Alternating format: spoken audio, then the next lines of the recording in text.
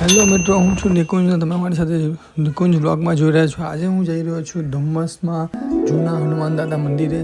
ત્યાં આગળ એવું કહેવામાં આવે છે કે આ હનુમાન દાદાના મોઢામાં આપણે ગોળ ચડાવવાનો હોય છે. હવે ગોળ ચડાવીને જે એવા છોકરાઓ હોય કે જે અત્યારે 2-3 વર્ષ ઉપરના અને જેને બોલવામાં હજુ પણ થોડી તકલીફ આવતી હોય, તો આપણે આ હનુમાન દાદાના મંદિરે આપણે ગોળ ચડાવે ને એ ગોળ આપણે પાછો આપીને છોકરાઓને ખવડાવીએ તો એવી માન્યતા છે કે તમે છોકરાઓ તમારા જે નહીં બોલી શકતા હોય ધીરે ધીરે બોલતા થઈ જાય છે, એવી માન્યતા છે. તો અત્યારે હું આવી ગયો છું એરપોર્ટ સુધી. એરપોર્ટથી અમે વેસુથી સીધા નીકળ્યા એરપોર્ટ તરફ. એરપોર્ટથી અમે આગળ વધી રહ્યા છીએ ધીરે ધીરે. હું સીધો જાઉં છું હનુમાન દાદાના મંદિરે. બસ આ તમારો રસ્તો આગળ વધી રહ્યો છે. હું ને મારો ફ્રેન્ડ બંને અહીંયા આગળ નીકળી. આ છે અમારો ગેટ છે. આ ગેટથી તમારે ધુમ્મસ તરફ આગળ નહીં જવાનું, પણ આ ગેટથી લેફ્ટ સાઈડ પર આવવાનું છે.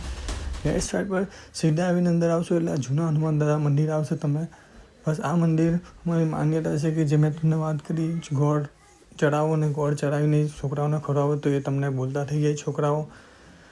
હજી અમે લોકો આવી ગયા છે ત્યારે આ મંદિરમાં તમે આવી શકો છો તમારા મિત્રો સાથે, ફ્રેન્ડ સાથે. હનુમાન દાદાનું મંદિર છે, ભીમપોર હનુમાન દાદા.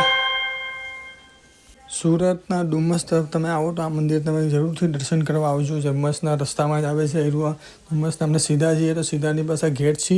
લેફ્ટ સાઈડ પર વધો ને લેફ્ટ સાઈડ પર અને સીધા જવાનું છે અંદર. ત્યાં કોઈને પણ પૂછશો કે જૂના હનુમાન દાદા મંદિર ક્યાં છે તો તમને તરત જ બતાવી દેશે. ખૂબ સરસ મજાનું મંદિર છે.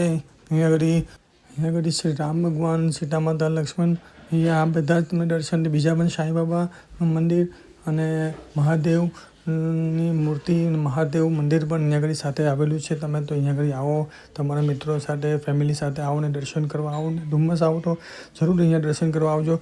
આવા જ વ્લોગ જોવા માટે મને ફોલો કરો, શેર કરો.